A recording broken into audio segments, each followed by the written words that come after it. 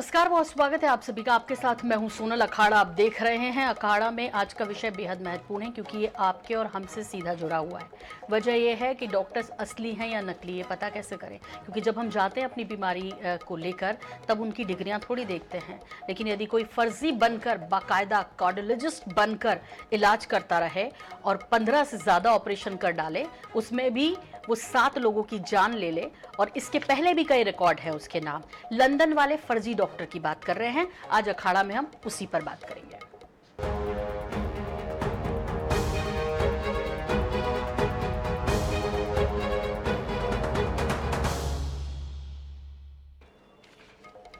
तो कहा तो ये भी जा रहा है कि दमोह में 7 मौतें हो गई इसके ऑपरेशन के बाद, लेकिन उससे पहले छत्तीसगढ़ के बिलासपुर और हैदराबाद में भी इसने इसी तरह जाने लिए। हैदराबाद में तो इसके खिलाफ मामला भी दर्ज है। नमस्कार, बहुत स्वागत है आप सभी का। आपके साथ मैं हूं सोनल और लंदन वाला फर्जी डॉक्टर आप देख रहे हैं। दमोह के मिशन अस्पताल में सालों से एक फर्जी डॉक्टर इलाज करता रहा, लेकिन प्रशासन अनजान रहा। खुद को ब्रिटिश मूल का बताने वाला नरेंद्र विक्रमादित्य यादव उर्फ डॉक्टर एन जॉन कैम बिना डिग्री के हार्ट सर्जरी करता रहा। अब तक 15 ऑपरेशन में 7 मरीजों की मौत हो गई। ये दमोह की बात कर रहे हैं। मामला सामने आने के बाद पहली बार एफआईआर रात के अंधेरे में होती है और सीएमएचओ द्वारा ये दर्ज कराई जाती है। डॉक्टर की लापरवाही का कनेक्शन 2006 में छत्तीसगढ़ विधानसभा अध्यक्ष राजेंद्र शुक्ल की मौत से भी जोड़ा जा रहा है। राष्ट्रीय मानवाधिकार आयोग ने संज्ञान लिया और जांच के लिए टीम भेजी है। आयोग के सदस्य प्रियंक कानूनगो ने सोशल मीडिया पर आरोप लगाया कि एफआईआर दबाव में की गई है। इस मुद्दे पर सियासत भी गर्मा गई है। तो कांग्रेस नेताओं ने सरकार को घेरना शुरू कर दिया, जबकि सीएम मोहन यादव ने सख्त कार्रवाई के निर्देश दे दिए हैं। मध्य प्रदेश में सब रहे बेखबर। इलाज करता रहा लंदन वाला फर्जी डॉक्टर। दमोह में हार्ट सर्जरी से 7 मरीजों की मौत का दावा। राष्ट्रीय मानवाधिकार आयोग भी तिलमिलाया। राजनीति का फिर चढ़ा पारा।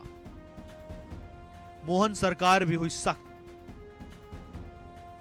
मध्य प्रदेश की चिकित्सा, राजनीति और कानून व्यवस्था सब आजकल इसी व्यक्ति पर केंद्रित हो गई है। डॉक्टर नरेंद्र जॉन केम पर आरोप है कि इनके पास डिग्री नहीं होने के बाद भी इन्होंने हार्ट का ऑपरेशन किया। दमोह में 1-2 नहीं बल्कि 15 ऑपरेशन किए, जिसमें 7 की मौत हो गई। अब दमोह के मिशनरी अस्पताल में हार्ट सर्जरी के दौरान 7 मौतों के आरोपों के बीच पहला मामला दर्ज किया गया है। इस मामले में रात के अंधेरे में रविवार को जिले के मुख्य चिकित्सा और स्वास्थ्य अधिकारी डॉक्टर M.K. जैन ने कोतवाली थाना पहुंचकर सर्जरी करने वाले फर्जी डॉक्टर एन जॉन केम के खिलाफ एफआईआर दर्ज कराई।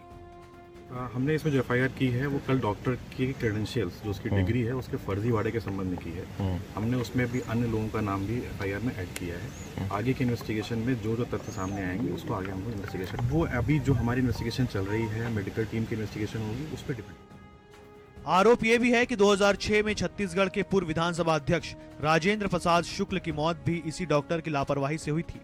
तब यह बिलासपुर के अपोलो अस्पताल में था। डॉक्टर एन जॉन केम की करतूतों के खुलासे के बाद से राष्ट्रीय मानवाधिकार आयोग भी सख्ते में है। इस मामले को लेकर आयोग गंभीर हो गया है। जांच के लिए दमोह में टीमें भेजी गई हैं। दमोह मामले में आयोग के सदस्य प्रियंक कानूनगो ने सोशल मीडिया एक्स पर लिखा कि आयोग की कार्रवाई से डर कर आधी रात में सीएमएचओ दमोह कोतवाली में बैठकर एफआईआर करवा रहे हैं। उन्होंने ये भी लिखा है कि कोई भी दोषी बचने नहीं दिया जाएगा। वैसे इस मामले में राष्ट्रीय स्तर पर कांग्रेस भी सक्रिय हो गई है। कांग्रेस की राष्ट्रीय प्रवक्ता सुप्रिया श्रीनेत ने भी कई आरोप लगाए। ये फर्जी डॉक्टर जो अपने आप को इंग्लैंड का दिल का डॉक्टर बताता था, ये फर्जी डॉक्टर है, इसकी डिग्री फर्जी है। इसने मध्य प्रदेश के दमोह में तमाम लोगों की हार्ट सर्जरी करी, जिसमें 7 लोगों की मौत हो गई लापरवाही से, और ये लापता है। तो ये जानते हुए भी कि इसकी डिग्री नकली है, ये फर्जी डॉक्टर है, इसको वहां पर मेडिकल प्रैक्टिस करने की इजाजत किसने दी? और अब बीजेपी वाले, अब बीजेपी की आईटी सेल, अब योगी जी जैसे लोग क्या कहेंगे? आप चुप रहिएगा।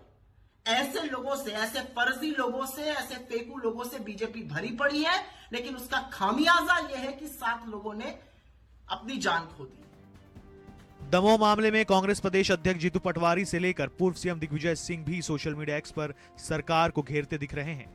लेकिन इस पूरे मामले में मोहन सरकार भी सख्त दिखी है। स्वास्थ्य मंत्री राजेंद्र शुक्ल की भी प्रतिक्रिया सामने आई है। सीएम मोहन यादव ने भी कड़ी कार्रवाई के निर्देश दिए हैं। भारत सरकार के साथ लगातार इस प्रकार की व्यवस्थाओं में आपने देखा होगा कि हमने हर एक वो कमियां या गलतियां या छिपी हुई बातें जिससे कहीं कोई चूक हो रही है उस पर तुरंत त्वरित एक्शन की और उसी का परिणाम है कि बड़ी से बड़ी कोई भी ऐसी बात होगी तो हमारी सरकार एक्शन लेने में देर नहीं देगी। ये इसी कारण से हमारी सरकार की अपनी एक साख बनी है। मैंने इस बारे में निर्देश दिए हैं कि ऐसे और भी कहीं कोई हो तो हेल्थ डिपार्टमेंट उनके बारे में कठोर कार्रवाई। जिस कथित डॉक्टर को लेके बात सामने आई है उसके खिलाफ एफआईआर हो गई है, जांच भी चल रही है, जांच की रिपोर्ट का इंतजार कर रहे हैं। एक बार प्रामाणिक रूप से ये साबित हो जाए जो आरोप लगाए गए हैं, उसके बाद जो भी कड़ी से कड़ी कार्रवाई होगी वो की जाएगी। कांग्रेस का आरोप निराधार है। By and large Madhya Pradesh में स्वास्थ्य की सुविधाओं में काफी विस्तार हुआ है। बहरहाल फर्जी डॉक्टर नरेंद्र विक्रमादित्य यादव उर्फ एन जोन केम फरार है। पूछताछ शुरू होते ही खुद को कार्डियोलॉजिस्ट बताने वाला यह जालसाज भाग निकला, लेकिन इसने प्रदेश की चिकित्सा व्यवस्था पर प्रश्न चिन्ह लगा दिए, मानवता को भी शर्मसार किया। इतना ही नहीं, राजनीतिक गलियारों में नई बहस भी गरमा दी है। दमोह से विजय श्रीवास्तव के साथ अंजलि सिंह, INS 24/7 भोपाल।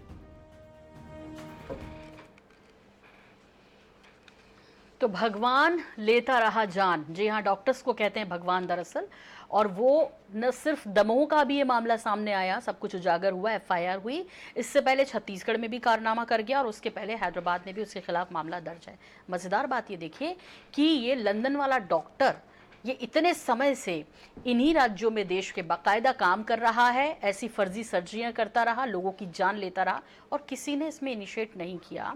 या यदि डिग्रियां देखी जाती हैं या जिस तरह से पूरी जांच होती है, जो भी व्यावसायिक डिग्रियां हैं आपकी, जिस स्ट्रीम में आप हैं उसकी, इसका मतलब ये कि वहाँ भी इसी तरह का काम होता है कि बस खाना पूर्ति होती है और उसके बाद लोगों को इसकी कीमत जान चुका कर देनी पड़ती है। इसी विषय पर विस्तार से चर्चा करेंगे। कौन कौन है आज हमारे साथ? 4 मेहमान हैं।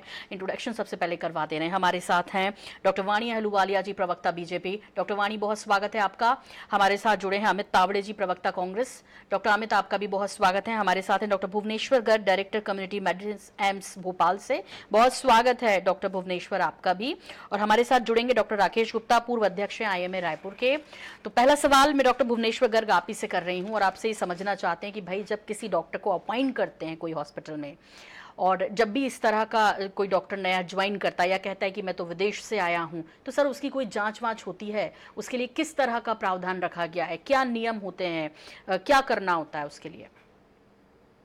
देखिए सोनल जी, हमारे देश में पढ़े लिखे डॉक्टरों के लिए बहुत स्पष्ट सी व्याख्या है और वो व्याख्या ये है कि आप किसी भी कंडीशन में जब आप कहीं ज्वाइन करते हैं तो आपके पास आपकी डिग्रियां होती हैं, आपके मेडिकल कॉलेज का रजिस्ट्रेशन होता है।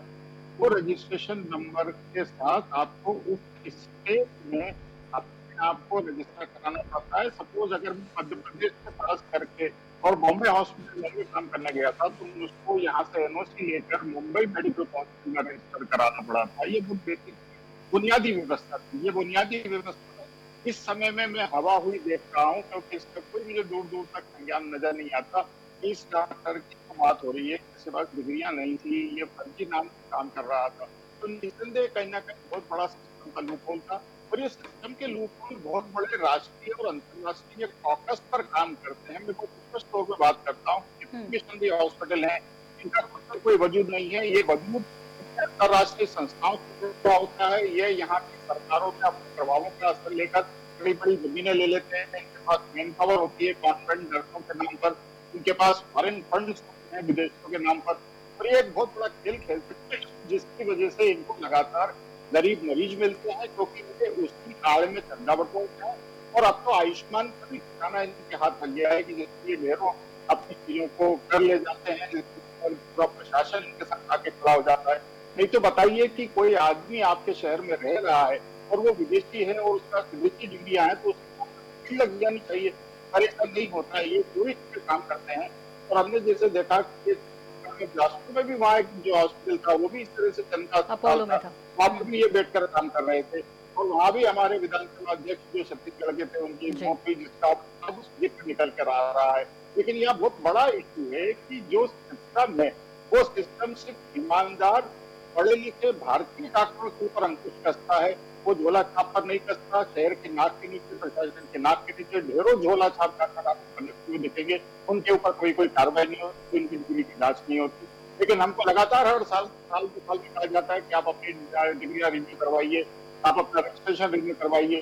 काम करने वाला आदमी काम छोड़ के सिस्टम के पीछे खड़ा रहे, ये कितना अनुचित और कितना गलत सिस्टम है जिसमें लोगों को परेशानियां होती है। यहाँ ये देखना बहुत जरूरी होगा कि इनके ऊपर अंकुश कैसे लगे। तो बहुत सीधा सा कारण है कि मैं अगर कहीं किसी जगह पर किसी शहर में अपनी प्रैक्टिस शुरू करता हूँ, अस्पताल ज्वाइन करता हूँ, तो मेरे मेडिकल काउंसिल रजिस्ट्रेशन नंबर को अगर उस शहर में उस एमसीआई के पास व्हाट्सएप पर भेज दिया जाएगा और 24 घंटे में अगर वो एमसीआई वहाँ के व्हाट्सएप पर उस पर यस या नो कर देगी, तो मैं समझता हूँ कि सारा क्लियर हो जाएगा। बिल्कुल ठीक है। ब्रिटेन के प्रसिद्ध कार्डियोलॉजिस्ट हैं दरअसल, जिनके नाम पर ये फर्जीवाड़ा कर रहा था डॉक्टर, उनके नाम पर डिग्रियां और सर्टिफिकेट ये लेकर आया था। एन जॉन कैम प्रसिद्ध कार्डियोलॉजिस्ट हैं ब्रिटेन के, उन्हीं की, क्योंकि इसका जो लाइसेंस है डॉक्टर साहब, वो शायद किसी महिला के नाम पर है। एग्जैक्टली मैं आपको यहाँ बता रहा हूँ कि हिंदुस्तान में भी आपको ढेरों फर्जी डॉक्टर मिलेंगे। मेरे नाम के पता नहीं 10-12 लोग प्रैक्टिस कर रहे होंगे। कितने लोगों ने मुझे कहा कि साहब आपका बताया गया और मास्क पहनाया हुआ था, पहनाई हुई थी। तो कैसे संभव है? ये तो सिस्टम को समझना पड़ेगा और सख्ती से कार्रवाई करनी होगी। वो भी स्वास्थ्य के क्षेत्र में इतनी घोर लापरवाही, वाकई में। हमारे साथ डॉक्टर राकेश गुप्ता भी जुड़ गए हैं और आईएमए रायपुर के पूर्व अध्यक्ष भी हैं। डॉक्टर राकेश, बहुत स्वागत है आपका भी। मैं पैनल से आपका इंट्रोडक्शन करा देती हूँ एक बार। हमारे साथ जुड़े हुए हैं डॉक्टर भुवनेश्वर गर्ग जी, डायरेक्टर हैं कम्युनिटी मेडिसिन एम्स भोपाल से, हमें सहयोग दे रहे हैं। हमारे साथ हैं अमित तावड़े जी, प्रवक्ता कांग्रेस। डॉक्टर वाणी अहलूवालिया भी हैं और ये प्रवक्ता बीजेपी हैं। तो डॉक्टर राकेश, मैं डॉक्टर भुवनेश्वर से बात कर रही थी, उनसे पूछ रही थी कि जब आप लोग ज्वाइन करते हैं नई जगह, तो क्या क्या आपसे पूछा जाता है? क्योंकि ये तो ना तो ये डॉक्टर थे, इनका नाम तक असली नहीं था, और तो भी देखिए ये हैदराबाद, छत्तीसगढ़, मध्य प्रदेश में मजे से डॉक्टर बन के इलाज कर रहे हैं। कितना आसान है ना किसी के नाम के साथ डिग्रियां अपना बनवा लेना फर्जी, क्योंकि वहां तो कोई देखने वाला भी नहीं है ढंग से शायद, और फिर आप डॉक्टर बन के ये फर्जीवाड़ा करते रहिए, लोगों की जान लेते रहिए, ना जाने कितने लोगों की। यदि खबरों की बात करेंगे तो लगभग 8 लोग अपोलो में ये निगल चुका है और 7 इसने दमोह में निगले। डॉक्टर राकेश, देखिए, मैं छत्तीसगढ़ मेडिकल काउंसिल का निर्वाचित सदस्य हूं, तो इस प्रकार की दिक्कतें गाहे बगाहे छत्तीसगढ़ में आती हैं। चूंकि ये दमोह की डेडलाइन से समाचार छपा है, लेकिन छत्तीसगढ़ का भी कुछ संदर्भ समाचारों में आया है जी। ये बहुत आम बात है। बड़े दुख के साथ मुझे मेडिकल काउंसिल का सदस्य होने के बावजूद कहना पड़ता है कि सिस्टम में जो लापरवाही है और शिथिलता है, ये उसका लाभ लेने का एक उपक्रम है। और ऐसा बहुत आसान है कि जो भी कॉरपोरेट अस्पताल या गवर्नमेंट अस्पताल भी, ऐसे यहाँ पर दृष्टांत हैं कि गवर्नमेंट सिस्टम में भी कुछ लोग नौकरी किए, पता चला कि उनकी डिग्री ही असली नहीं थी। जब पता चला तो वो छोड़ के भाग गए। मुझे लगता है कि जो सिस्टम की चौकसी है वो पर्याप्त न होने के कारण ऐसा होता है। जिस अस्पताल का नाम लिया जा रहा है वो बहुत बड़ा कॉरपोरेट अस्पताल है, लेकिन वहां पर यदि किसी ने ज्वाइन किया है तो इस बात की जहमत भी नहीं उठाई गई कि उसकी डिग्री वेरिफिकेशन के लिए छत्तीसगढ़ मेडिकल काउंसिल में जमा की जाए, उस डिग्री का वेरिफिकेशन हो। ये बहुत आम बात है कि विदेशी डिग्री के नाम पर जो एनओसी ली जाती है उसको जाली बनाकर छत्तीसगढ़ में सबमिट किया गया, और इसके लिए एक सीबीआई जांच भी हुई 2 साल पहले, और ये बाद में फर्जीवाड़ा निकल कर आया कि वो वास्तव में डिग्रियां नकली थी। तो जो सिस्टम की चौकसी है वो न होने के कारण ऐसा होता है, और अमूमन इस शिथिलता और लापरवाही का लाभ ऐसे जालसाज लोग उठाते। मुझे लगता है कि ये सही नहीं, समय लेकिन है। इसको ठीक कौन करेगा डॉक्टर राकेश? ये बड़ा गंभीर विषय है, क्योंकि लोगों की जान से जुड़ा, उनके स्वास्थ्य से जुड़ा हुआ है भाई, और उस पर भी इतने साल तक ये डॉक्टर बेखौफ इलाज करता रहा। और जैसे कि आया अभी की पूर्व अध्यक्ष छत्तीसगढ़ विधानसभा पंडित राजेंद्र शुक्ल, उनका निधन भी जब हुआ उसके पहले इस डॉक्टर ने उनकी सर्जरी की थी। तो बड़ा आश्चर्य का विषय है कि जब एक आम आदमी के साथ फिर क्या होता होगा, यदि ऐसा हुआ और उस पर क्या हुआ, जांच हुई नहीं हुई पता नहीं। लेकिन एक और इसमें संदेह पैदा कर रही है बात, वो ये कि ये अस्पताल, मिशन अस्पताल जहां का ये मामला है, जहां डॉक्टर था, बता दें दर्शकों कि इन 7 बॉडीज का इसने पोस्टमार्टम भी नहीं होने दिया। यानी अब इसके लिंक और भी कैसे जोड़े जा सकते हैं वो समझेंगे हमारे मेहमानों से।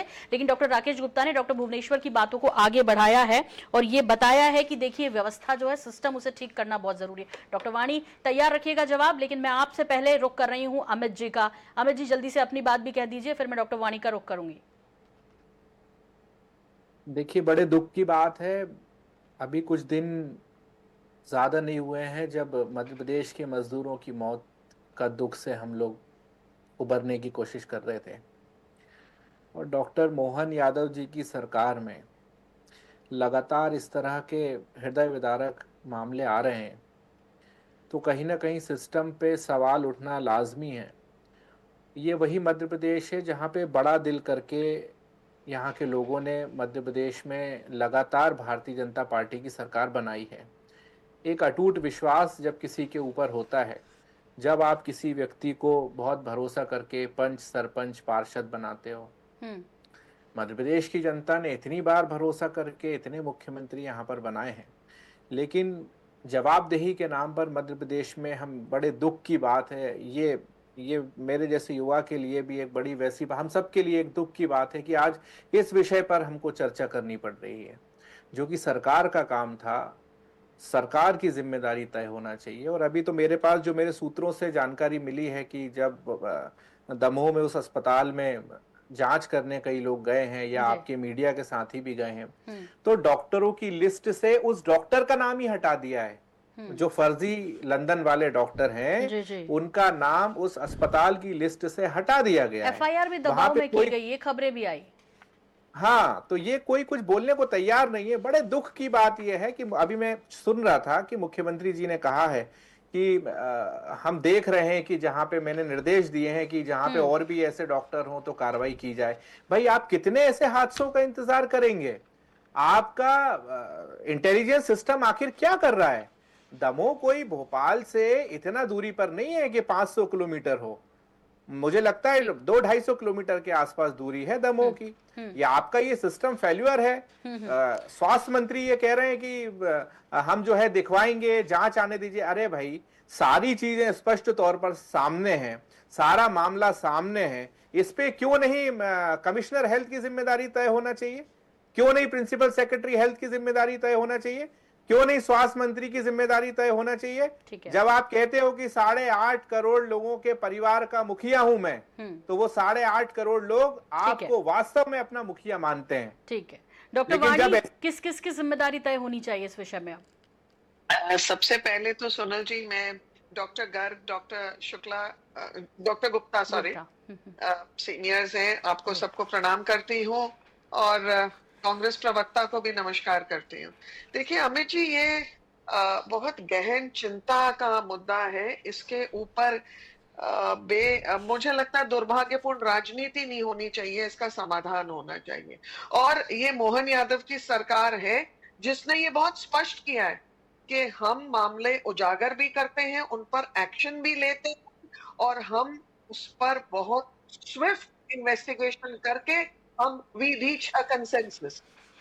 अब बात ये जो पूरा इशू है, ये हम लोग बहुत वर्षों से मध्य भारत क्षेत्र में झोला छाप और अनक्वालिफाइड मेडिकल प्रैक्टिसेस से ग्रस्त है, जिसके लिए बहुत सारे विकल्प सरकार निकालती है, जैसे कि पंजीयन करना, पंजीयन के बाद वेरिफिकेशन, रीवेरिफिकेशन, और ये एक टाइम डॉक्टर वाणी, माफ कीजिएगा मैं आपको टोकूंगी, लेकिन इसमें वेरिफिकेशन हुआ कैसे हुआ? अभी गर्ग जी ने, डॉक्टर गर्ग ने यही समस्या बताई ना कि होता है तो कैसे होता है, असली डॉक्टरों को परेशान किया जाता है, फर्जी डॉक्टर तो बढ़िया अपना काम कर रहे हैं। आप मेरे को हमेशा डिबेट में रोक देते हैं, क्योंकि आपकी सरकार है। मैं आपसे पूछूंगी डॉक्टर वाणी, मैं किससे पूछूंगी? मैं अमित जी से नहीं पूछ सकती। मैं किससे पूछूंगी डॉक्टर वाणी, बताइए। आपको सत्ता में बिठाया है, आप जवाब देने वाली कुर्सी पे हैं, तो आपसे क्रॉस क्वेश्चन होंगे ना डॉक्टर वाणी। बिल्कुल सुन रही हूँ, इसलिए आपको बुलाया है। बोलिए जल्दी से कि क्या वेरिफिकेशन में कहीं कुछ दिक्कत आई, जो डॉक्टर गर्ग ने कहा, जो डॉक्टर गुप्ता ने कहा? मिशन हॉस्पिटल का संचालन सरकार नहीं करती, मिशनरीज करते हैं। मिशनरी हॉस्पिटल ने और इन लोगों ने आउटसोर्स करके अपॉइंटमेंट की थी, कोई एजेंसी से आउटसोर्स करके इनको 1 जनवरी 25 से अपॉइंट किया था एट अ प्रिस्क्राइब्ड पे स्केल। जब ये घटनाएं हुई तो इन्होंने जो भी आपने क्रम बताया है, जो घटना हुई है, पर मुख्य बात ये है, ये जितने मिशनरी हॉस्पिटल्स हैं इनके ऊपर भी सब जगह इन्वेस्टिगेशंस हो रहे, मिशनरी यूनिट्स के ऊपर हो रहे, ये जितने एनजीओ फंडेड ऑर्गेनाइजेशंस थी सबके ऊपर फॉरेन फंडिंग की कैपिंग हो रही है। दूसरी चीज, मैं बिल्कुल सहमत हूं कि ये जो कड़ी कार्रवाई है ये अति कड़ी होनी चाहिए और ऐसे लोगों के मंसूबे बिल्कुल वहीं पर डरने चाहिए, इनको ऐसे कृत्य करने में बिल्कुल इनकी रूह कांपनी चाहिए, क्योंकि जिन परिवारों का नुकसान होता है वो नुकसान दोबारा हम पूरा नहीं कर सकते। तीसरी चीज, जनता को भी जागरूक होना पड़ेगा। जनता को जो स्वास्थ्य सेवाएं सरकार के द्वारा मिलती हैं, जो सरकारी अस्पतालों में मिलती हैं, अब तो भोपाल में भी एम्स है जी, और हमारे जितने मेडिकल कॉलेजेस की फैसिलिटीज हैं they are at par, they are beyond excellence. हम मेडिकल कॉलेजेस में प्लास्टी और बाईपास जैसे प्रोसीजर्स बहुत अच्छे से कर रहे हैं। आयुष्मान सेवा का जो एक अम्ब्रेला कवर मिला हुआ है उससे भी हो रही है। ये डॉक्टर वाणी, जितने भी परिजनों से बात की हम लोगों ने, वो आयुष्मान कार्ड के नाम पे कि ले आओ कार्ड और हम इलाज कर देंगे। बताइए आमतौर पे डॉक्टर गर्ग आप कितना सहमत है इस बात से कि जब आयुष्मान कार्ड की बात आती है तो जनरली अस्पताल जो है वो झिझकते हैं, वो थोड़ा सा कुछ ना कुछ ऐसा होता है, ऐसी खबरें आती रहती समय समय। ये डॉक्टर आगे से कहता था कार्ड ले आई मैं कर दूंगा, इसका क्या मतलब समझा जाना चाहिए? क्या आपको कहीं ये संदेह भी है कि जिस तरह से अंगों की जो कहना चाहिए तस्करी का मामला, कहीं ये उससे तो नहीं जोड़ा जा सकता, क्योंकि पोस्टमार्टम भी नहीं करने देता था और आगे से बोलता था कि मैं कर देता हूं। कई मामलों में तो परिजनों को पता ही नहीं है, वो अपने काम से लौटे तो पता चला कि डॉक्टर साहब सर्जरी कर रहे हैं। ऐसे नहीं लिया जा सकता कैडेवरेट। देखिए सोनल जी, ऑर्गन स्मगलिंग या ट्रेडिंग जिसको कहा जाता है वो तो अपनी जगह पे वो तो होना ही है, वो तो होता ही होगा, क्योंकि कोविड में भी बहुत हुआ, पोस्टमार्टम नहीं होने दिए। यहाँ भी ये इस तरह का सिस्टम है जो लागू होता है। लेकिन मैं ऑर्गन ट्रेडिंग से पहले मैं ये कहता हूँ कि आयुष्मान कार्ड ट्रेडिंग कितनी बड़ी हो गई है, ये बहुत बड़ा एक नेक्सस खड़ा हो गया है कि ये सब मिली से काम चल रहा है। एक मरीज से उसके पूरे परिवार के आयुष्मान कार्ड लिए जाते हैं, दिखाया जाता है, वसूला जाता है और इसमें सब लोग मिले हुए हैं, सरकार के नुमाइंदे भी मिले हुए हैं और ये बड़े कारपोरेट अस्पताल भी मिले हुए हैं। यहाँ पिस्ता कौन है जो ईमानदारी से काम कर रहा है? वो डॉक्टर। पिस्ता कौन है? वो मरीज जिसको बुनियादी उपचार। तो इस सिस्टम को ठीक करने की जरूरत है डॉक्टर वाणी। आपको नाराज नहीं होना चाहिए, बल्कि आपको ये करना चाहिए कि आप कैसे इसको और सुदृढ़ करें, क्योंकि आपने कहा कि हम मामले भी सामने हम ही लाते हैं। तो अब जब आप मामले सामने ला रहे हैं, जब मामले सामने ला रहे हैं तो उन पर त्वरित कार्रवाई की आशा भी आपसे करते हैं, वो भी तब जबकि डबल इंजन की सरकार आपकी देश में चल रही है। ऐसे में डॉक्टर राकेश गुप्ता, बहुत संक्षेप में, मेरे पास मुझे इजाजत नहीं है इससे ज्यादा और पूछने की, लेकिन एक सवाल जरूर पूछूंगी कि कहां से शुरू करें, क्योंकि हर आदमी इलाज के पहले डॉक्टर का सर्टिफिकेट तो मांगेगा नहीं, और मांगेगा भी तो कैसे पता चलेगा असली है कि नकली है?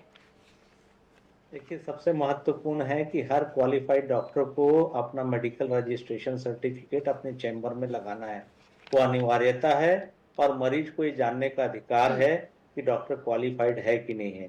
उसके लेटर हेड में उसकी डिग्री के साथ उसका रजिस्ट्रेशन सर्टिफिकेट नंबर लिखना जरूरी है।